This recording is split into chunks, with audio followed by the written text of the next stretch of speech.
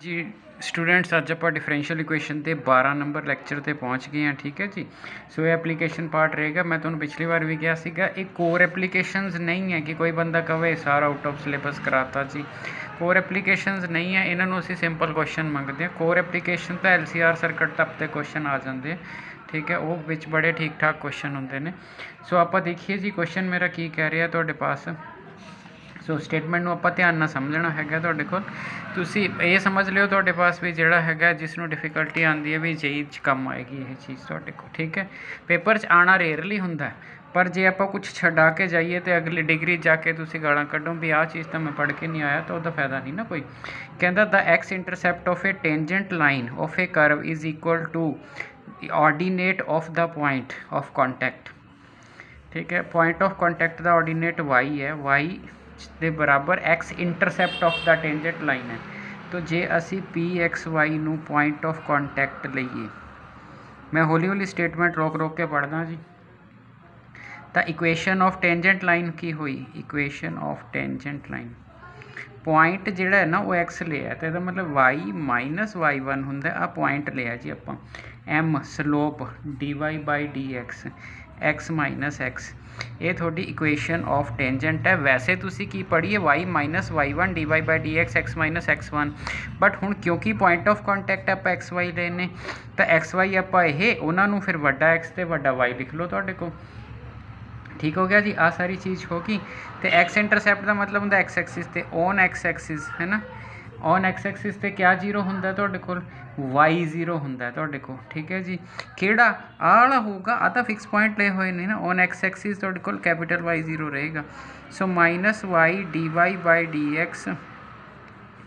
तो ए वाली सिचुएशन आ गई जी। ए वाली सिचुएशन जो कैपिटल एक्स निकालना होवे तो कितना निकलेगा। सो ये वाई आ गया, इत्थे dx/dy आ गया, तो ए एक्स परले पासे चला जाऊगा।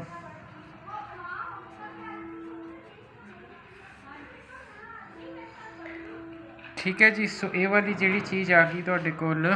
ठीक है, X minus Y dx/dy is equal to X आ जाऊगा तुहाडे कोल। तो ये मेरी वो सिचुएशन आ गई जिस सिचुएशन बारे मैनू कहा गया the X intercept of tangent line. आ देखो तुहाडे कोल क्वेश्चन क्या है, the X intercept of tangent line.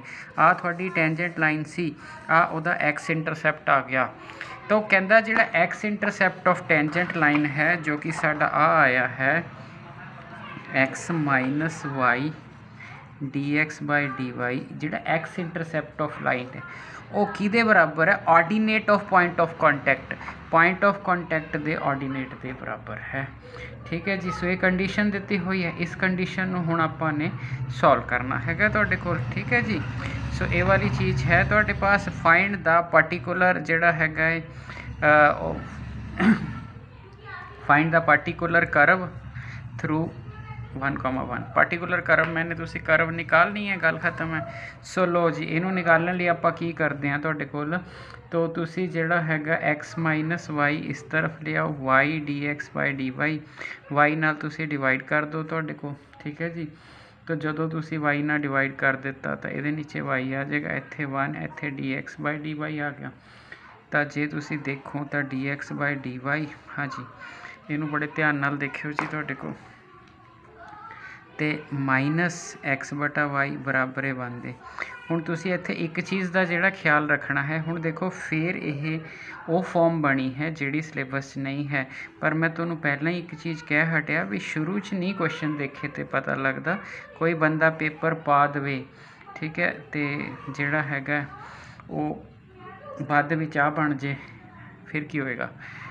ठीक है, देखो CBSE कहूगी ग्रेस दे दो, पर मान लो तुसी अटैम्प्ट कर दिता क्वेश्चन तो 4 नंबर का क्वेश्चन है, तुसी 4 तो ठीक करे तो लै ही गए, बाद 4 की ग्रेस मिल गई 8 मिल जाएंगे ना। सो ऐसी पॉसिबिलिटी है। ठीक है जी। सो आ वाली चीज़ होगी जी तुहाडे कोल dx p नाल px p जिहड़ा हुंदा तुहाडे कोल p y का फंक्शन रहेगा तो q y का फंक्शन रहेगा। सो लो जी, आप पहला लिए e की पावर p dy। सो e की पावर 1/y dy रहेगा, ई दी power minus of log Y यानी कि 1/y आ गया। ठीक है, तुसी मोड नहीं रखना, कोई दिक्कत वाली गल नहीं। सो आंसर आएगा 1/y, इंटैग्रेशन 1/y तो रहेगा ही रहेगा, क्यू वाई की थां ते कौन है 1 है, ਤੇ ਨਾਲ dy ਹੈਗਾ ਤੁਹਾਡੇ ਕੋਲ। ਸੋ ਇਹ ਠੀਕ ਹੈ ਜੀ। ਸੋ ਇਹ ਮਾਈਨਸ ਤਾਂ ਮੈਂ ਉੱਪਰ ਲੈ ਗਿਆ ਸੀਗਾ ਤੁਹਾਡੇ ਕੋਲ, ਸੋ ਮਾਈਨਸ ਤਾਂ ਕਿਤੇ ਆਇਆ ਨੀਗਾ ਤੁਹਾਡੇ ਕੋਲ। ਤੇ ਜਿਹੜਾ ਮੇਰਾ ਕਿਊ ਸੀਗਾ ਮੈਂ ਕੀ ਕੀਤਾ ਸੀਗਾ dx/dy ਤੋਂ ਇੱਧਰ, ਸੋ ਇੱਥੇ -1 ਸੀਗਾ। ठीक है जी। सो ਇਹਦਾ मतलब क्या होया x/y बराबर है -log y। ਹੁਣ ਮੋਡ ਪਾ ਲਓ, ठीक है जी, प्लस तुसी c पा लो, ठीक है। 1 1 चो पास कर दिए, x1 y1, सो 1 = -log 1 plus c log 1 0, c की वैल्यू 1 आ गई, c की वैल्यू लिया के इत्थे पुट करती, x/y = -log of y, सी की वैल्यू 1 आ गई। आ तुहाडी करव आ गई जी। तो ज़्यादातर केसिस विच वाई ते मॉड नहीं पाया होएगा क्योंकि करव एक्चुअल वैल्यूज च लेने, पॉजिटिव च रखांगे। सो ये तुहाडा आंसर आ गया जी तुहाडे कोल। मेरा ख्याल है कोई दिक्कत वाली गल नहीं होएगी, बेसिक्स समझने उस तो बाद क्वेश्चन च कोई दिक्कत नहीं हैगी तुहाडे कोल, ठीक है जी। सो ये वाली चीज़ होगी जी मेरा। तो फर्स्ट क्वेश्चन मेरा कंप्लीट हो गया तुहाडे कोल। उस तो बाद मैं सैकेंड क्वेश्चन ते आ गया, कहना in a bank principal increases at 5% per year, ठीक है जी। सो जे मैं पी नू प्रिंसीपल लै ला, प्रिंसीपल मेन होंदा ना, मूल प्रिंसीपल ए एल होंदा। सो प्रिंसीपल दी change with respect to time increases 5% per year with respect to, so 5% increase करदा 5/100 5% पी, यानी कि ए p/20 आ गया, ये इंक्रीमेंट आ गई वो, ठीक है। In how many years 1000 double itself. So पहला डिफरेंशियल इक्वेशन तो इन्ने क नाल बननी है तुहाडे कोल। सो डिफरेंशियल इक्वेशन तो इन्ने क नाल बननी है, वो तो कंसट्रेंट है डिफरेंशियल इक्वेशन ते। सो उहदे लई मैं की करना हैगा तुहाडे कोल, सो dp/p आ गया जी, dt/b आ गया जी तुहाडे कोल, ठीक है। सो डिस्टर्बेंस बहुत है जी बाहर, इनफील्ड की आवाज़, ठीक है। सो बियर कर लो जी, क्योंकि दरवाजे सारे बंद हैं स्टिल, क्योंकि इनफील्ड की आवाज़ है। दूजी गल अगला जान के उच्चा करके जाता है, ठीक है। सो जोड़ा है तो ये वाली चीज़ आप कर दी। सो इत्थे मेरा log p आ गया, इत्थे मेरा 1/20 आ गया, इत्थे t आ गया प्लस c आ गया, ठीक है जी। सो ये वाली चीज़ आ गई। हुण जे मैं सी लिखा तो सी, log c लिखा तो log c, ये कोई बहुत दिक्कत वाली गल नहीं हैगी। तुसीं जिद्दां सोचोगे तुहाडा क्वेश्चन उस तरीके नाल चल जाएगा। कि तुसीं कहने हो log p है, मैं log c च लिखना, दैन तुसीं log c च लिख लो। जे तुसीं कहने हो मैं नहीं लिखना तां भी कोई दिक्कत वाली गल नहीं है। सो तुहानूं बुक च मिलिया भी हो सकता है, बिना मिले भी हो सकता भी आ चीज़, ठीक है जी। तो जिहड़ा हैगा तुहाडे पास, हुण जे तुसीं p की वैल्यू कड्ढनी है तो सीधा आ गया। हुण जे p देखो ये c घट जाएगा इधरों आके, तो फिर log p/c एक्सपोनेंशियल तो कली रकम आ जाएगी। हुण एक्सपोनेंशियल तो ये सारा चले जाना, गल तो कुछ नहीं की तुहाडे पास। मान लो इसनूं मैं log c लिख लेना, कोई फर्क नहीं। फिर एक टर्म घट जानी है ना, इत्थे log c आ जाऊगा, फिर log p/c आ जाएगा।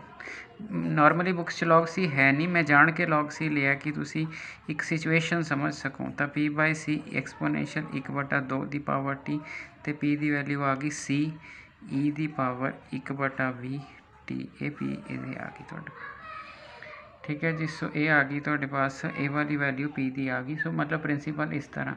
हुण तुहानूं की कह रहे, इन how many years 1000 double it self, ठीक है जी।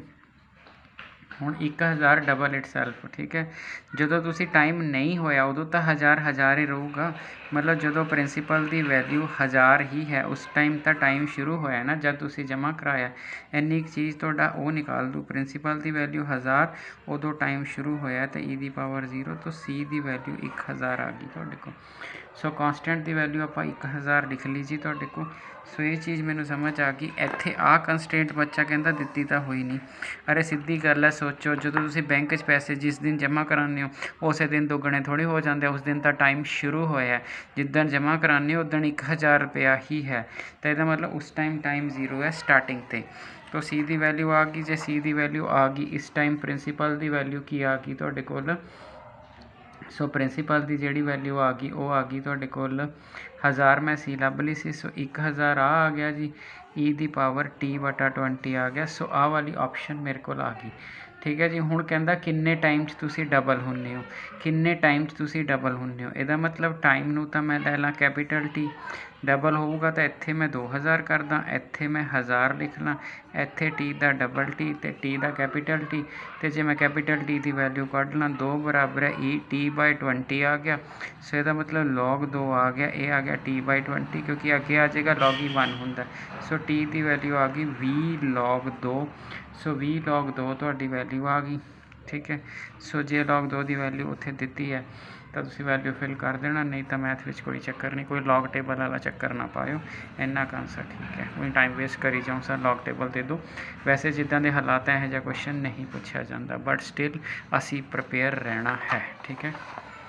पता क्या होंगे मैं कही जावा ऐसा पूछा नहीं, तो टीचर कहना ऐसा पूछा नहीं जाता, जे पूछा गया ठीक है मैनू तो 2 मिनट गाला कढ़ लोगे तुसी भी डबोता जी, टीचर ने भी कढ़ लोगे, पर सानू सारी उम्र ये रहूगा तुहाडे कोल बई जिहड़ा हैगा तुहाडे कोल बई मैं 95 वाला सी, मेरे 90 रह गए या 89 रह गए, ठीक है जी। सो जिहड़ा हैगा तुहाडे कोल ये चीज़ का बहुत ज़्यादा साइकोलॉजिकली फर्क होंदा। मेरा एक स्टूडेंट IIT क्वालीफाई कर गया सीगा एडवांस, ठीक है जी, बट वो 89.9 रह गए तुहाडे कोल एग्रीगेट, तो उस चीज़ ते कहता कि मैनू सारी उम्र इस चीज़ का अफसोस रहना। हालांकि बहुत इंटैलीजेंट सीगा तुहाडे कोल, बट जो असीं ऑब्जैक्टिव की तैयारी करन लगदे हां किते सबजैक्टिव मिस हो जाता है भी मेरे 90 नहीं आए, आम बच्चों के भी 90 आ गए, ठीक है।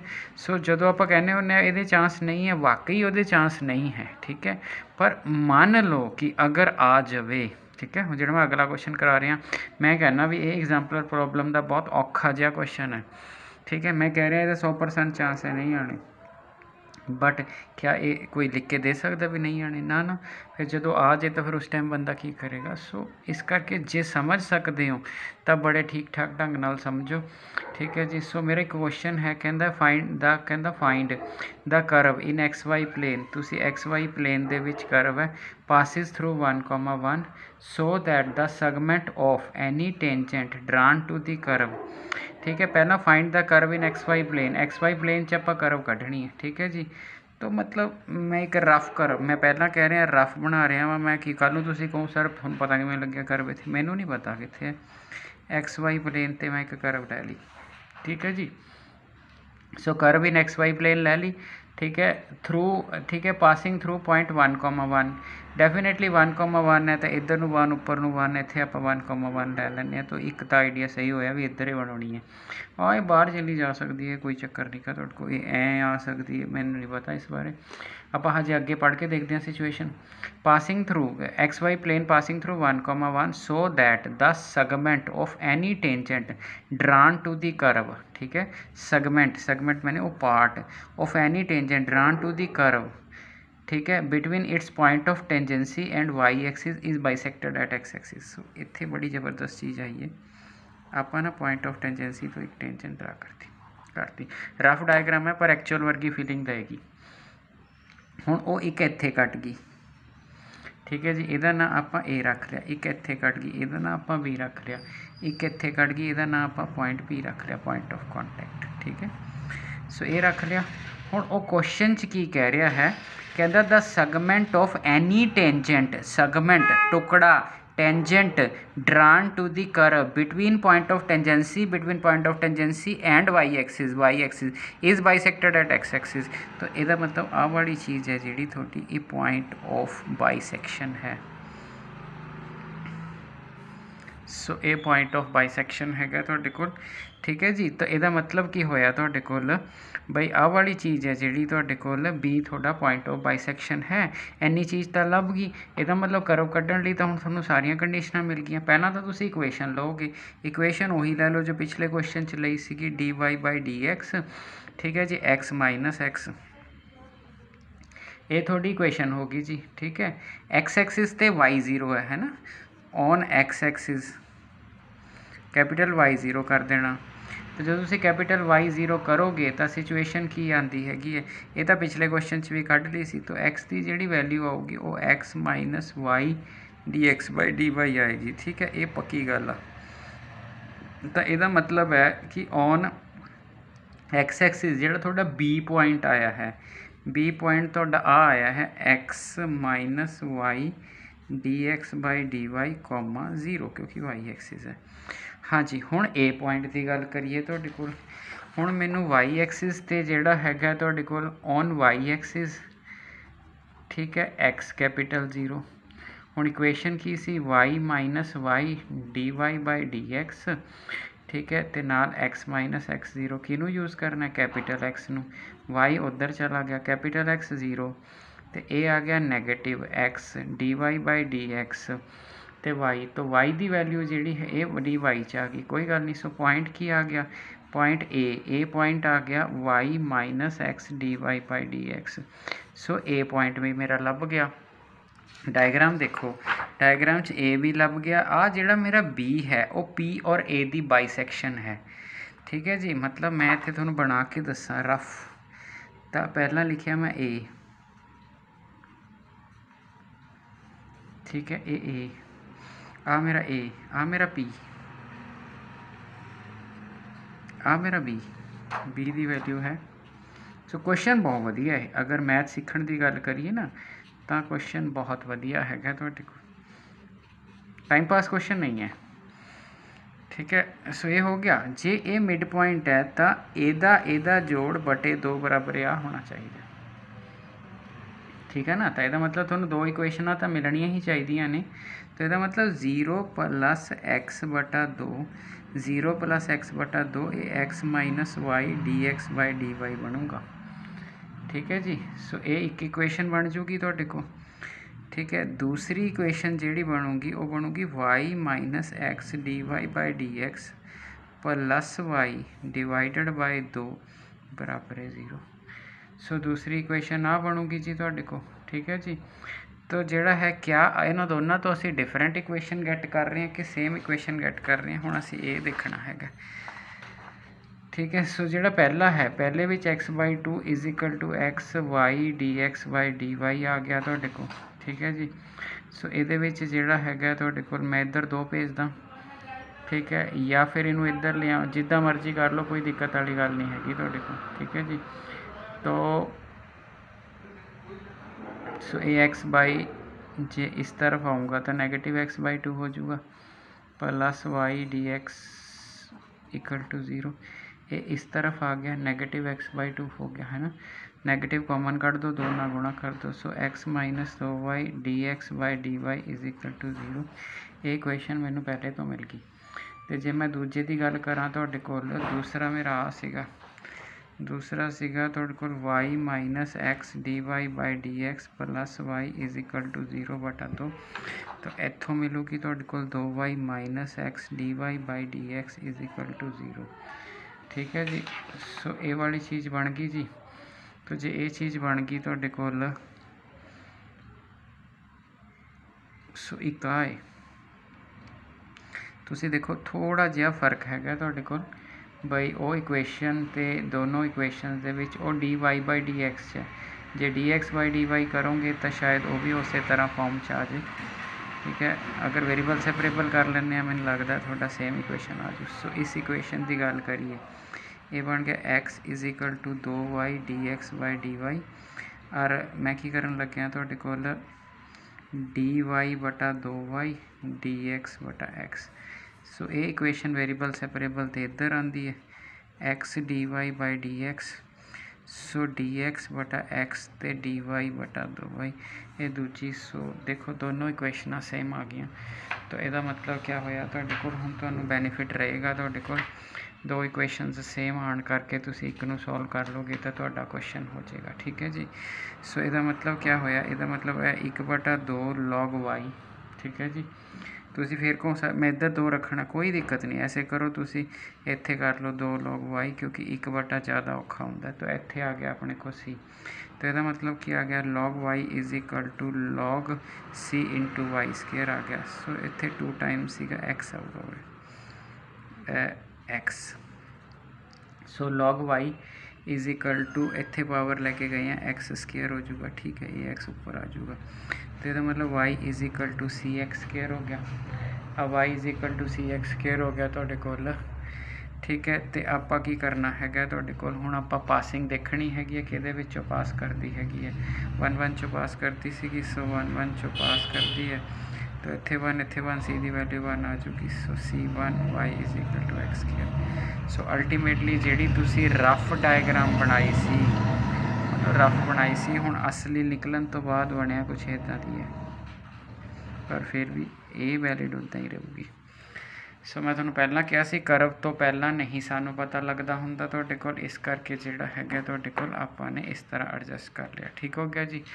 तो डिस्टरबेंस रही है थोड़ी जी इस वीडियो दे विच तुहाडे कोल, ठीक है, बट मजबूरी है, ठीक है जिहड़ा हैगा। सो एक लास्ट क्वेश्चन देख लो जी तुहाडे कोल, तो जिहड़ा हैगा क्योंकि थोड़े जे बड़े ने ये क्वेश्चन तुहाडे कोल, ठीक है। सो कहंदा in a culture the bacteria count is, ठीक है देखो तो सो लख है जी। तो कहंदा in a culture bacteria count is lakh and number is increase by 10% in 2 hours, ठीक है। तो कहंदा की है तुहाडे पास बैक्टीरिया का कल्चर इन्ना है बट वो इनक्रीमेंट है जी वो 10% है 2 आवर्स के विच। How many are will count, कहंदा 3 लाख किन्ने आवर्स रीच होएगा। It is given that the rate of growth is proportional to number present, है ना। तो जिहड़ा नंबर है, नंबर नूं आपां n लै लीए, अगर नंबर नूं n लै लीए, रेट ऑफ ग्रोथ जिहड़ी इहदी टाइम के हिसाब नाल ग्रोथ है ये n। देखो इनफील्ड गया डॉगी आ गया, मतलब गवांढियों की कंट्रीब्यूशन वीडियो के विच फुल है, ठीक है जी। मतलब जे डॉगी कुछ कर भी ना रहा हो तो भी उन्होंने कहते भी शुरू हो जा, ठीक है। सो KN हो गया जी तुहाडे पास, तो जे मैं KDT, ठीक है जी। सो एक वर्ड होंदा हैगा इकनॉमिक्स चूँ कहते सिट्रस पैरीबस। सिट्रस पैरीबस का मतलब होंदा if other conditions remain same, तो मतलब वीडियो अच्छी है, वीडियो समझ आ जाएगी इफ़ अदर कंडीशंस रहे। हुण मैं तो सही समझा रहा वां, पर गुआंढियां डॉगी विच हाँ हाँ हाँ करी जांदा, वो कहंदा मैनू भी समझ आ रहा तुहाडे कोल, ठीक है। सो जे डॉगी नूं भी समझ आ रहा है तुहाडे कोल, ठीक है, वो भी नाल नाल हाँ हाँ हाँ कर रहे, तो इस करके तुसीं भी हौसले ना कर लिओ, मेरी मजबूरी है, ठीक है। सो जिहड़ा हैगा तुहाडे कोल आ इक्वेशन बन गई। जदों इस इक्वेशन नूं लिखांगे इंटैग्रेशन करन तो बाद, सो ये बन जाएगा KT तो प्लस असी log C कर लीए, तो यदा मतलब log n/c हो जाएगा, ये KT हो जाएगा। तो जिहड़ा हैगा तुहाडे कोल n/c की वैल्यू आ जाएगी e की पावर KT, तो n आ जाएगा C × e की पावर KT। तो मेरा ख्याल है कि हुण तुसीं कैसी सिचुएशन ते आ गए जिहदे तो बाद तुहानूं लगन लग जू बई ये तो प्रिंसीपल वाला क्वेश्चन ही है तुहाडे कोल, ठीक है जी। सो जिहड़ा हैगा तुहाडे कोल किदां जी, हुण उन्हें आपां नूं इनीशियल कंडीशन दित्ती हुई हैगी। इनीशियल कंडीशन की है, जदों T 0 है उदों तुहाडा n 1 लाख है। सो जदों T 0 है तो उदों 1 लाख है, मतलब n की वैल्यू जदों तुसीं 1 लाख लिखी उस तो बाद तुसीं C पाया, उत्थे 0 पाता, e की पावर 0 1 हो गया ना। सो ये 1 हो गया, तो C की वैल्यू आ गई, C की वैल्यू आ गई, तो यदा मतलब तुहाडे कोल n जिहड़ा हो गया तुहाडे कोल, ठीक है। तुहाडे कोल सिचुएशन की आ गई, C की वैल्यू आ गई, तो यदा मतलब n इज़ इक्वल टू इत्थे तुसीं 1 लाख पा लिया, तो e की पावर KT तुसीं आ लिख लिया, ठीक है जी। हुण इहदा मतलब K भी लभूगा तां गल बनूगी, ठीक है। उस तो बाद जदों T 2 है, ठीक है, 2 आवर्स जदों टाइम है तो थोड़ी 10% इंक्रीमेंट हो जाती है। 10% इंक्रीमेंट मैंने भी लख च 10,000 ऐड हो गया जदों T 2 है। सो अगर मैं वैल्यू लवां, मेरे पास क्वेश्चन की C n is equal to C e की पावर KT, है ना। तो n मेरा 1 लाख इस 10,000 जोड़ दिए आपां, इन्ना हो जाता है। उस टाइम C की वैल्यू तो मैनू पता ही है, E की वैल्यू KT, ठीक है जी। ਇਹਦਾ मतलब इत्थों मैनू K लभूगा। सो जे K भी लभ गया फिर तो मौजा ने, फिर तो क्वेश्चन हो गया। सो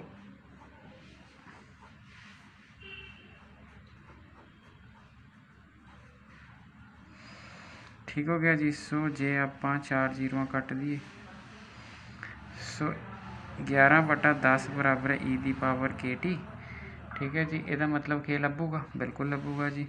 सो KT बराबर है log ऑफ 11/10, तो इस टाइम K की वैल्यू आ जूगी 1/, T की वैल्यू तो 2 भर दी है उरे, 1/2 log ऑफ 11/10।